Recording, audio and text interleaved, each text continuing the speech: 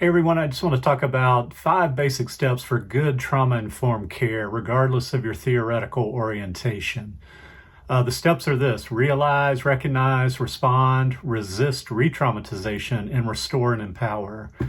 And the very first one is recognize. Just recognize that you could be working with a client who hasn't shared anything about trauma, but they've experienced it. And we want to be aware of that so that we can move through these rest of these steps to where it can be more facilitated for the client, less triggering. We want to recognize signs of trauma. It could be hypervigilance. It could be emotional numbing. It could be dissociation. And I think it's going to be helpful to kind of pay attention as the therapist, what you're feeling in your body, and be able to ask about that in a gentle, warm way to find out if you're experiencing that or you think it's going on. But also to check in at the end of each session to ask what worked, what didn't, what can they do to work, that you two can work better together. And then to respond. So we want to make sure that we're creating a warm environment.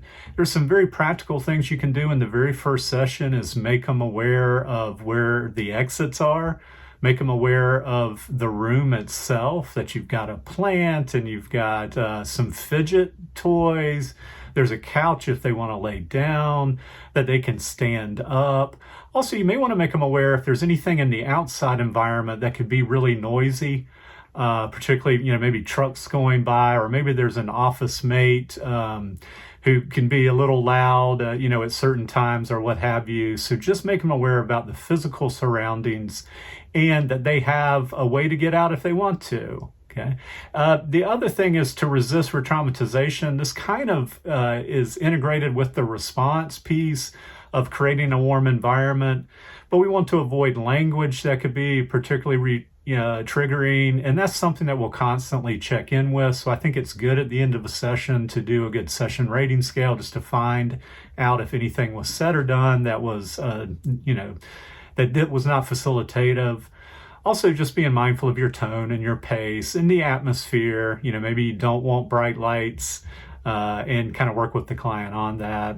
And then finally, 5th is to restore and empower. So help them recognize that if they're sitting there with you, they're obviously strong, they're a survivor.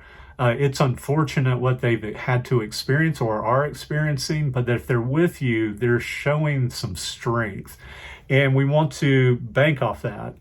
The other thing with this is to make them aware that when ready, can we start making some meaning of this? What they've experienced, and look for chapter 2. Okay, chapter 1 sounded like it was not very helpful, other than the fact that you're here with me and indicating strength. But what would be ideal in chapter 2? And let's start creating chapter 2 of your life now. Now, one thing I may have failed to mention, this would be in the response piece, not only promoting safety, but asking what they've done in the past that have helped them feel centered, calm. And this could be as easy. I like to ask clients this because they're probably already using some things, and you can kind of help them recognize that, wow, that is a very helpful technique. That's one that I would typically teach.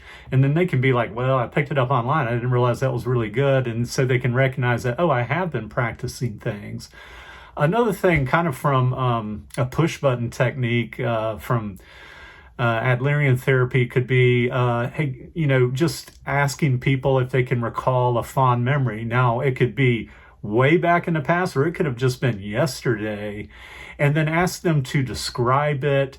And more importantly, what were they feeling in their bodies?